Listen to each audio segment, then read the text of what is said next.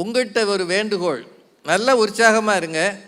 ஏற்கனவே தம்பி நவீன் உங்களுக்கு நகைச்சுவையெல்லாம் பண்ணியிருப்பாரு. அவர் ரொம்ப அழகான ஒரு கலைஞர். அவர் தொலைக்காட்சி நிறைய பேரை கண்டெடுத்து கொடுத்துருக்கிறது. அதில் அவரும் ஒரு நல்ல இளம் பிள்ளை. பல குரலில் பேசுவார். நமக்கு நம்ம குரலே வராது. நம்ம குரல் வந்தாலே ஆச்சரியம். ஆனால் அவங்களுக்கெல்லாம் மாதிரி வாய்ஸ், எத்தனை வாய்ஸ் எடுக்கிறாங்க. அதுவும் உடனே உடனே மாற்றணும்ல. இப்போ என்னை திடீர்னு பாரதி மேடம் மாதிரி பேசுங்கன்னா எனக்கு பேச வருமா? பாரதி மேடம் குரல் இல்லை, அவங்க பேசுகிற ரேஞ்சே என்னால் பேச முடியாது. ஏன்னா திடீர்னு அவங்க அங்கேருந்து போய் இங்கிலீஷில் இருந்து ஒரு கொட்டேஷன் எடுப்பாங்க. நமக்கு இங்கிலீஷ் புஸ்தகம் பரனில் இருக்குது, அதை ஏறி எடுக்கவே முடியாது. இது மாதிரி ஒவ்வொருத்தருக்கும் ஒரு ரேஞ்ச் இருக்கும். ஆனால் நவீன் மாதிரி இளம் பிள்ளைகள் ரொம்ப அழகாக பேசுகிறாங்க. சிவகார்த்திகேயனும் இந்த மாதிரி பேசி தான் வந்தார். அவர் அந்த மாதிரி மிமிக் பண்ணும்போது நான் பார்த்துருக்குறேன் அவரை. இன்னும் எனக்கு நல்ல நினைவு இருக்குது. நான் 2011 ஒரு மேடையில் சிவகார்த்திகேயன் வந்து பேசும்போது நாங்கள்லாம் பேச்சாளர்களை உட்காந்துருக்கோம். இன்றைக்கி அமரன் ரேஞ்சுக்கு அவர் போய் பேன் இண்டியா ஸ்டார் ஆகிட்டார். நீங்கள் எல்லோரும் கம்முன்னு உட்காந்துடக்கூடாது. ஏன்னா பட்டிமன்றம்ன்றது ஒரு கருத்து மோதல். அது எங்கே தொடங்குச்சு? மதுரையில் தான் சொல்கிறாங்க. சும்மா சொல்கிறது தான். நாங்கள் எதுனாலும் மதுரையில் தொடங்குச்சின்னு சொல்லிடுவோம். இட்லி எங்கே தொடங்குச்சுனாலும் மதுரைன்னுவோம். ஏன்னா நடுராத்திரியில் இட்லி கிடைக்கும் அங்கே. நம்ம ஊர் இட்லியை விட திருநெல்வேலி இட்லி நல்லா இருக்கும். யார் அந்த ஊர்? அவங்க திருநெல்வேலி பக்கம் இட்லியும் எள்ளு பொடியும் தருவாங்க. அவ்வளோ சுவையாக இருக்கும். ஆனால் நாங்கள் மதுரைக்காரங்க மல்லிகைப்பூ இட்லி, ஏன்னா மல்லிகைப்பூ மதுரையில் கிடைக்கிறதுனால இட்லியும் மதுரையில் கிடைக்குதுன்னு ரெண்டையும் சேர்த்துருவாங்க. இது மாதிரி நாங்கள் சொல்லியே வாழ்ந்துட்டோம். ஆனால் ஒரு புராண கதை அது. பெண்களுக்கு உங்களுக்கு தெரிஞ்ச கதை தான். இயற்கையிலே கூந்தலுக்கு மனம் இருக்கிறதா? இந்த கேள்வி சிவபெருமானுக்கே வந்ததாகவும் அவர் வந்து தருமிகிட்ட சொல்லி ஒரு பாட்டு எழுதி விட்டதாகவும் திருவிளையாடலில் நீங்கள் பார்த்துருப்பீங்க. அந்த கதை தெரியும்.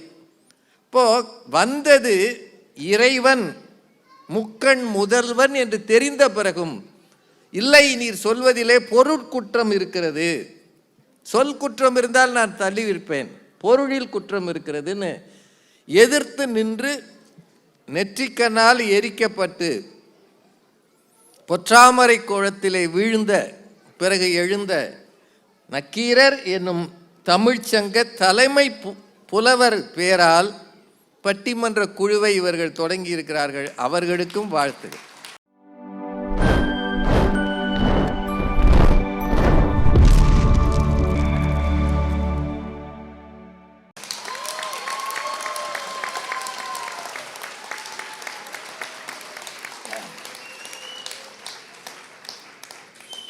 நேற்று நான் இருந்த நிலைமைக்கு இன்றைக்கு ஓரளவு பரவாயில்லை என்று இந்த மேடைக்கு வருவதற்கு பெரிதும் உதவி செய்த அருமைக்குரிய மகள் மானசா கௌசிக் அவர்களே,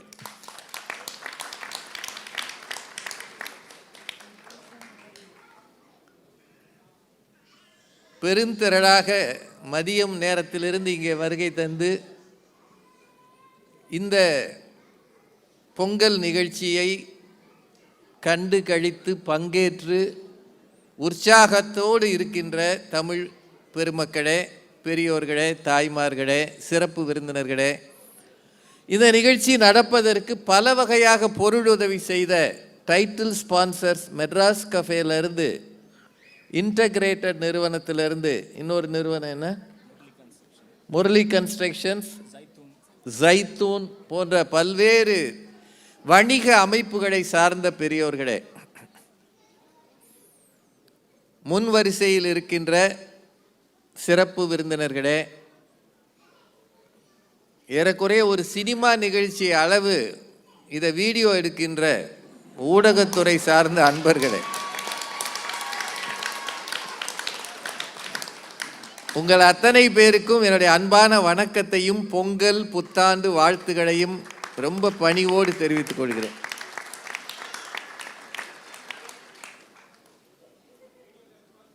இந்த பகுதிக்கு நான் வருவது இது முதல் முறை அல்ல. பல ஆண்டுகளுக்கு முன்னே வந்திருக்கிறேன்.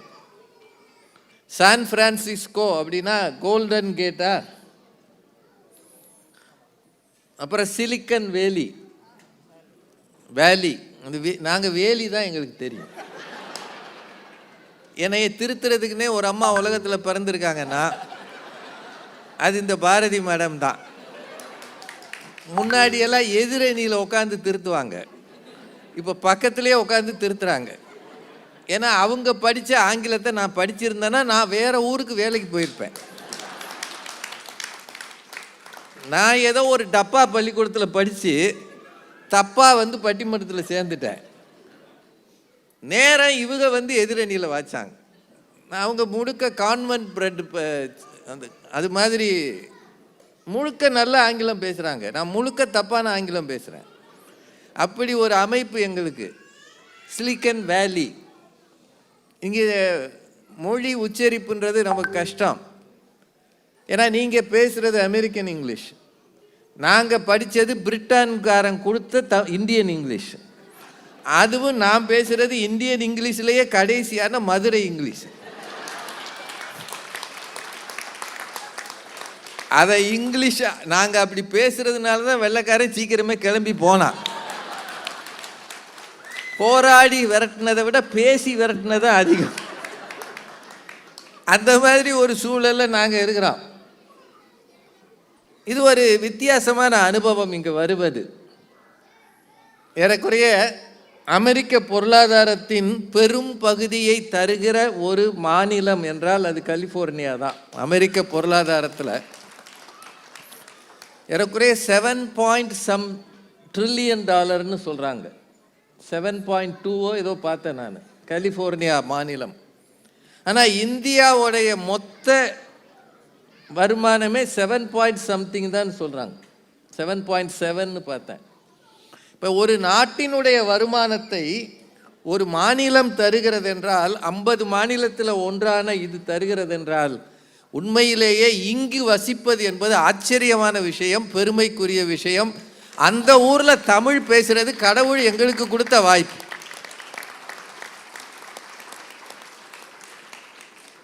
இன்னொன்று, ஒரு பட்டிமன்றம் நடக்கும்போது பின் வரிசையில் பலூன் விடுறது இங்கே தான் நடக்கும். நீங்கள் என்ன ராக்கெட் விடலை, நீங்கள் இந்த பட்டிமன்றம் நடத்துங்க, நான் ராக்கெட்லாம் விடுறோம்னு சொல்லலை. ஏற்கனவே எலான் மஸ்க் விட்ட ராக்கெட் விழுந்துருச்சு போல் பாதியில், 8 நிமிஷத்துக்கு முன்னாடியே வெடிச்சிருச்சுன்றாங்க. ஒரு வித்தியாசமான காலச்சூழலில் இங்கே வந்திருக்கிறோம். நல்லா வெயில் அடிக்குது, போனால் குளிருது. நம்ப வச்சு கழுத்து இருக்கிறதுன்றது இதுக்கு தான் பேர். பார்த்தா வெயில் அடிக்குது, கிட்ட போனால் குளிருது. கதவை திறந்தோம்னா ஆடுது தன்னால். எங்கே பார்த்தாலும் மலைகள் சூழ அழகாக இருக்குது. சிஸ்கோலேருந்து அத்தனை கோவும் இங்கே தான் இருக்குது போல். காஸ்கோவா? காஸ்கோ போகிறப்ப வாங்குறது, அவர் காஸ்கோன்றாரு. அங்கே போனால் கார்டு வேணுமே, எங்களை உள்ளே விட மாட்டான், மெம்பர் ஆகணும். இன்னொரு முக்கியமான விஷயம், ஜனாதிபதி பதவி ஏற்கிற நேரம் நாங்கள் வந்திருக்கிறோம். அவர் இன்னைக்கு தான் ஃப்ளாரிடாவிலேருந்து கிளம்பி விமானம் ஏர்ஃபோர்ஸ் 1 ஏறி இருக்கிறார். படு பரபரப்பான நேரம். இந்த நேரத்தில் அவர் பதவி ஏற்கிற நாளில் நாங்கள் இறங்கியிருக்கிறோம். இந்தியாவில் யார் கேட்டாலும் நாங்கள் சொல்லிட்டு வந்தோம்.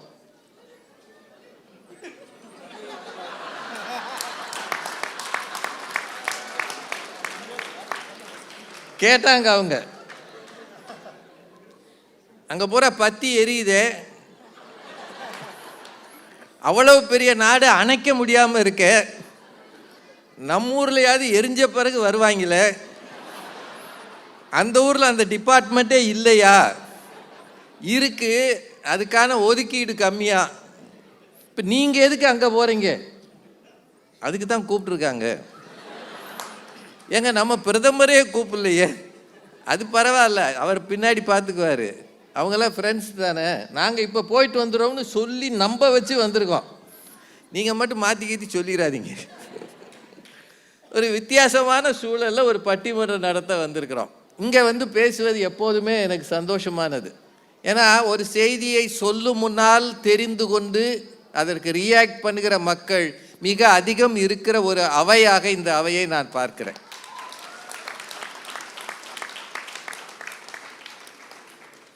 அதனால்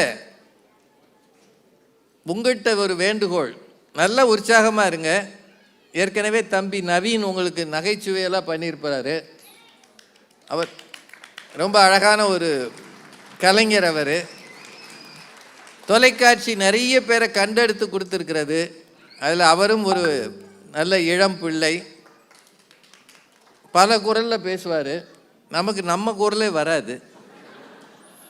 நம்ம குரல் வந்தாலே ஆச்சரியம். ஆனால் அவங்களுக்கெல்லாம் மாதிரி வாய்ஸ், எத்தனை வாய்ஸ் எடுக்கிறாங்க. அதுவும் உடனே உடனே மாற்றணும்ல. இப்போ என்னை திடீர்னு பாரதி மேடம் மாதிரி பேசுங்கன்னா எனக்கு பேச வருமா? பாரதி மேடம் குரல் இல்லை, அவங்க பேசுகிற ரேஞ்சே என்னால் பேச முடியாது. ஏன்னா திடீர்னு அவங்க அங்கேருந்து போய் இங்கிலீஷ்லேருந்து ஒரு கொட்டேஷன் எடுப்பாங்க. நமக்கு இங்கிலீஷ் புஸ்தகம் பரனில் இருக்குது, அதை ஏறி எடுக்கவே முடியாது.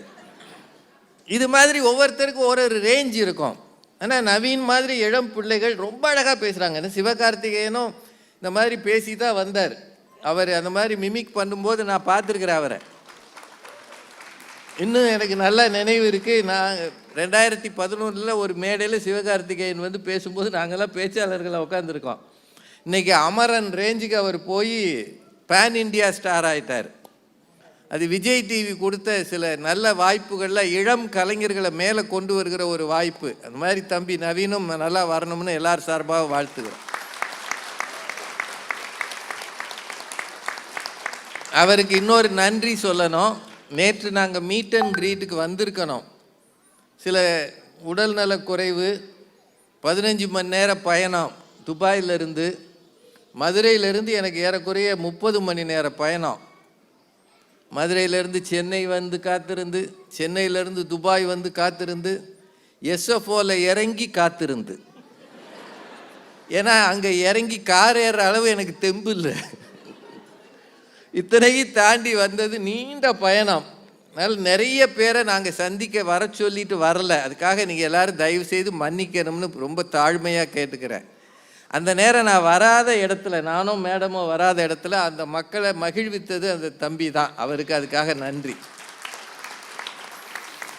அது மட்டும் இல்லை, எங்களால் வர முடியலைன்றதை புரிந்து கொண்டு இந்த பே ஏரியா தமிழ் மன்ற, வளைகுடா தமிழ் மன்றத்து பொறுப்பாளர்கள் ரொம்ப பெருந்தன்மையாக, பரவாயில்ல சார் நீங்கள் போய் ஓய்வெடுங்கன்னு சொன்னாங்க இல்லையா, நேரு சார், அவர் கோவிந்த் சார், அவங்க 2 பேருக்கும் அவங்கள சார்ந்த குழுவினருக்கும் நன்றி. இந்த மாதிரி ஏதாவது சொன்னால் நல்லா கைத்தட்டணும்.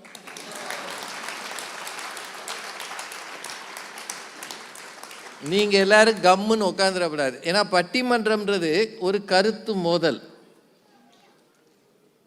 அது எங்கே தொடங்குச்சு? மதுரையில் தான் சொல்கிறாங்க. சும்மா சொல்கிறது தான். நாங்கள் எதுனாலும் மதுரையில் தொடங்குச்சின்னு சொல்லிடுவோம். இட்லி எங்கே தொடங்குச்சுனாலும் மதுரையிலுன்னுவோம். ஏன்னா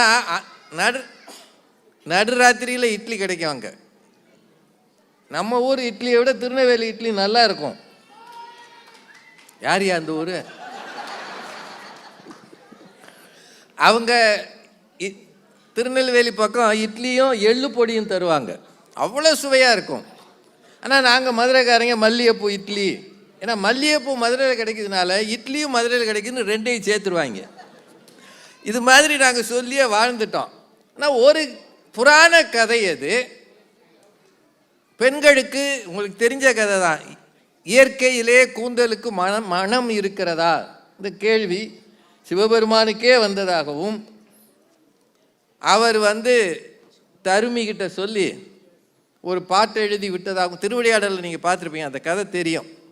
இப்போது வந்தது இறைவன், முக்கண் முதல்வன் என்று தெரிந்த பிறகும், இல்லை நீர் சொல்வதிலே பொருட்குற்றம் இருக்கிறது, சொல் குற்றம் இருந்தால் நான் தள்ளிவிருப்பேன், பொருளில் குற்றம் இருக்கிறதுன்னு எதிர்த்து நின்று நெற்றிக்கண்ணால் எரிக்கப்பட்டு பொற்றாமரை கோலத்திலே வீழ்ந்த பிறகு எழுந்த நக்கீரர் என்னும் தமிழ்ச்சங்க தலைமை புலவர் பேரால் பட்டிமன்ற குழுவை இவர்கள் தொடங்கி இருக்கிறார்கள். அவர்களுக்கும் வாழ்த்துகள். இந்த ஊரில் தமிழ் பேசுறதே கஷ்டம், தமிழ்ச்சங்கம் வச்சு நடத்துறது அதை விட கஷ்டம். ஏன்னா நிகழ்ச்சி போடணும், டிக்கெட் நிகழ்ச்சி போட்டால் ஆள் கம்மியாக வரும், சும்மா நிகழ்ச்சி டான்ஸ் போட்டால் நிறையா வரும். டான்ஸ் ஆடி முடிச்சோடனே பிள்ளைய கூட்டு வீட்டுக்கு போயிடும். என்னங்க அதானுங்க நடக்குது. ஏங்க நீ யாரும் எல்லாம் அமைதியாக உட்காந்துருக்கீங்க, நான் எதுவும் தப்பாக பேசுனேன்? ஏன் அவங்க ஒன்றும் தமிழ் மேலே ஆர்வம் இல்லாமல் போகலை, இந்த பிள்ளைகள் இருக்காதுங்க, அதுதான் காரணம். அவங்களுக்கு இருக்கணும்னு ஆசை தான். இந்த பிள்ளைகள் என்ன செய்யும், அவன் பேசுகிற இங்கிலீஷ் எனக்கு தெரியாது. ஏன்னா ஒரு குழந்தையோட ரொம்ப நேரம் இங்கிலீஷில் பேசிக்கிட்டு இருக்கு, அது பேசுதுன்னா எனக்கு புரிகிறதுக்கு ஒரு டிரான்ஸ்லேட்டர் தேவைப்படுது. இப்போ இவங்க திருத்தினாங்களே வேலி அப்படின்னு, இன்னமும் எனக்கு சரியாக வரலன்னு நினைக்கிறேன். சரி, அது அப்படியே இருக்க ஊருக்கு போகிற வரைக்கும். ஊக்கமுடையான் ஒடுக்கம் பொருதுகர் தாக்கற்கு பேருந்தகைத்து முயூவ விளக்க உரை. ஊக்கம் மிகுந்தவன் காலத்தை எதிர்பார்த்து அடங்கியிருத்தல் போர் செய்யும் ஆட்டுக்கணா தன் பகையை தாக்குவதற்காக பின்னே கால் வாங்குதலை போன்றது. சாலமன் பாப்பையா விளக்க உரை.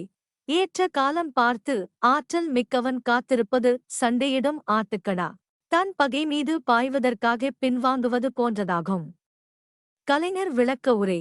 கொடுமைகளைக் கண்டும் கூட உறுதி படைத்தவர்கள் அமைதியாக இருப்பது அச்சத்தினால் அல்ல, அது ஆட்டுக்கடா ஒன்று தனது. ஊக்கமுடையான் ஒடுக்கம் பொருதுகர் தாக்கற்கு பேருந்தகைத்து முயூவ விளக்க உரை. ஊக்கம் மிகுந்தவன் காலத்தை எதிர்பார்த்து அடங்கியிருத்தல் போர் செய்யும் ஆட்டுக்கடா தன் பகையை தாக்குவதற்காக பின்னே கால் வாங்குதலை போன்றது. சாலமன் பாப்பையா விளக்க உரை. ஏற்ற காலம் பார்த்து ஆற்றல் மிக்கவன் காத்திருப்பது சண்டையிடும் ஆட்டுக்கடா தன் பகை மீது பாய்வதற்காக பின்வாங்குவது போன்றதாகும். கலைஞர் விளக்க உரை. கொடுமைகளைக் கண்டும் கூட உறுதி படைத்தவர்கள் அமைதியாக இருப்பது அச்சத்தினால் அல்ல, அது ஆட்டுக்கடா ஒன்று தனது. ஊக்கமுடையான் ஒடுக்கம் பொருதுகர் தாக்கற்கு பேருந்தகைத்து முயூவ விளக்க உரை. ஊக்கம் மிகுந்தவன் காலத்தை எதிர்பார்த்து அடங்கியிருத்தல் போர் செய்யும் ஆட்டுக்கணா தன் பகையை தாக்குவதற்காக பின்னே கால் வாங்குதலை போன்றது. சாலமன் பாப்பையா விளக்க உரை. ஏற்ற காலம் பார்த்து ஆற்றல் மிக்கவன் காத்திருப்பது சண்டையிடும் ஆட்டுக்கணா தன் பகை மீது பாய்வதற்காக பின்வாங்குவது போன்றதாகும். கலைஞர் விளக்க உரை. கொடுமைகளைக் கண்டும் கூட உறுதி படைத்தவர்கள் அமைதியாக இருப்பது அச்சத்தினால் அல்ல, அது ஆட்டுக்கடா ஒன்று தனது. ஊக்கமுடையான் ஒடுக்கம் பொருதுகர் தாக்கற்கு பேருந்தகைத்து முயூவ விளக்க உரை. ஊக்கம் மிகுந்தவன் காலத்தை எதிர்பார்த்து அடங்கியிருத்தல் போர் செய்யும் ஆட்டுக்கணா தன் பகையை தாக்குவதற்காக பின்னே கால் வாங்குதலை போன்றது. சாலமன் பாப்பையா விளக்க உரை. ஏற்ற காலம் பார்த்து ஆற்றல் மிக்கவன் காத்திருப்பது சண்டையிடும் ஆட்டுக்கணா தன் பகை மீது பாய்வதற்காக பின்வாங்குவது போன்றதாகும். கலைஞர் விளக்க உரை. கொடுமைகளைக் கண்டும் கூட உறுதி படைத்தவர்கள் அமைதியாக இருப்பது அச்சத்தினால் அல்ல, அது ஆட்டுக்கடா ஒன்று தனது. ஊக்கமுடையான் ஒடுக்கம் பொருதுகர் தாக்கற்கு பேருந்தகைத்து முயூவ விளக்க உரை. ஊக்கம் மிகுந்தவன் காலத்தை எதிர்பார்த்து அடங்கியிருத்தல் போர் செய்யும் ஆட்டுக்கணா தன் பகையை தாக்குவதற்காக பின்னே கால் வாங்குதலை போன்றது. சாலமன் பாப்பையா விளக்க உரை. ஏற்ற காலம் பார்த்து ஆற்றல் மிக்கவன் காத்திருப்பது சண்டையிடும் ஆட்டுக்கடா தன் பகை மீது பாய்வதற்காக பின்வாங்குவது போன்றதாகும். கலைஞர் விளக்க உரை. கொடுமைகளைக் கண்டும் கூட உறுதி படைத்தவர்கள் அமைதியாக இருப்பது அச்சத்தினால் அல்ல, அது ஆட்டுக்கடா ஒன்று தனது. ஊக்கமுடையான் ஒடுக்கம் பொருதுகர் தாக்கற்கு பேருந்தகைத்து முயூவ விளக்க உரை. ஊக்கம் மிகுந்தவன் காலத்தை எதிர்பார்த்து அடங்கியிருத்தல் போர் செய்யும் ஆட்டுக்கணா தன் பகையை தாக்குவதற்காக பின்னே கால் வாங்குதலை போன்றது. சாலமன் பாப்பையா விளக்க உரை. ஏற்ற காலம் பார்த்து ஆற்றல் மிக்கவன் காத்திருப்பது சண்டையிடும் ஆட்டுக்கணா தன் பகை மீது பாய்வதற்காக பின்வாங்குவது போன்றதாகும். கலைஞர் விளக்க உரை. கொடுமைகளைக் கண்டும் கூட உறுதி படைத்தவர்கள் அமைதியாக இருப்பது அச்சத்தினால் அல்ல, அது ஆட்டுக்கடா ஒன்று தனது. ஊக்கமுடையான் ஒடுக்கம் பொருதுகர் தாக்கற்கு பேருந் தகைத்து முயூவ விளக்க உரை. ஊக்கம் மிகுந்தவன் காலத்தை எதிர்பார்த்து அடங்கியிருத்தல் போர் செய்யும் ஆட்டுக்கடா தன் பகையைத் தாக்குவதற்காக பின்னே கால் வாங்குதலை போன்றது. சாலமன் பாப்பையா விளக்க உரை. ஏற்ற காலம் பார்த்து ஆற்றல் மிக்கவன் காத்திருப்பது சண்டையிடும் ஆட்டுக்கடா தன் பகை மீது பாய்வதற்காக பின்வாங்குவது போன்றதாகும். கலைஞர் விளக்க உரை. கொடுமைகளைக் கண்டும் கூட உறுதி படைத்தவர்கள் அமைதியாக இருப்பது அச்சத்தினால் அல்ல, அது ஆட்டுக்கடா ஒன்று தனது. ஊக்கமுடையான் ஒடுக்கம் பொருதுகர் தாக்கற்கு பேருந் தகைத்து முயூவ விளக்க உரை. ஊக்கம் மிகுந்தவன் காலத்தை எதிர்பார்த்து அடங்கியிருத்தல் போர் செய்யும் ஆட்டுக்கடா தன் பகையைத் தாக்குவதற்காக பின்னே கால் வாங்குதலை போன்றது. சாலமன் பாப்பையா விளக்க உரை. ஏற்ற காலம் பார்த்து ஆற்றல் மிக்கவன் காத்திருப்பது சண்டையிடும் ஆட்டுக்கடா தன் பகை மீது பாய்வதற்காக பின்வாங்குவது போன்றதாகும். கலைஞர் விளக்க உரை. கொடுமைகளைக் கண்டும் கூட உறுதி படைத்தவர்கள் அமைதியாக இருப்பது அச்சத்தினால் அல்ல, அது ஆட்டுக்கடா ஒன்று தனது. ஊக்கமுடையான் ஒடுக்கம் பொருதுகர் தாக்கற்கு பேருந் தகைத்து முயூவ விளக்க உரை. ஊக்கம் மிகுந்தவன் காலத்தை எதிர்பார்த்து அடங்கியிருத்தல் போர் செய்யும் ஆட்டுக்கடா தன் பகையைத் தாக்குவதற்காக பின்னே கால் வாங்குதலை போன்றது. சாலமன் பாப்பையா விளக்க உரை. ஏற்ற காலம் பார்த்து ஆற்றல் மிக்கவன் காத்திருப்பது சண்டையிடும் ஆட்டுக்கடா தன் பகை மீது பாய்வதற்காக பின்வாங்குவது போன்றதாகும். கலைஞர் விளக்க உரை. கொடுமைகளைக் கண்டும் கூட உறுதி படைத்தவர்கள் அமைதியாக இருப்பது அச்சத்தினால் அல்ல, அது ஆட்டுக்கடா ஒன்று தனது. ஊக்கமுடையான் ஒடுக்கம் பொருதுகர் தாக்கற்கு பேருந் தகைத்து முயூவ விளக்க உரை. ஊக்கம் மிகுந்தவன் காலத்தை எதிர்பார்த்து அடங்கியிருத்தல் போர் செய்யும் ஆட்டுக்கடா தன் பகையைத் தாக்குவதற்காக பின்னே கால் வாங்குதலை போன்றது. சாலமன் பாப்பையா விளக்க உரை. ஏற்ற காலம் பார்த்து ஆற்றல் மிக்கவன் காத்திருப்பது சண்டையிடும் ஆட்டுக்கடா தன் பகை மீது பாய்வதற்காக பின்வாங்குவது போன்றதாகும். கலைஞர் விளக்க உரை. கொடுமைகளைக் கண்டும் கூட உறுதி படைத்தவர்கள் அமைதியாக இருப்பது அச்சத்தினால் அல்ல, அது ஆட்டுக்கடா ஒன்று தனது.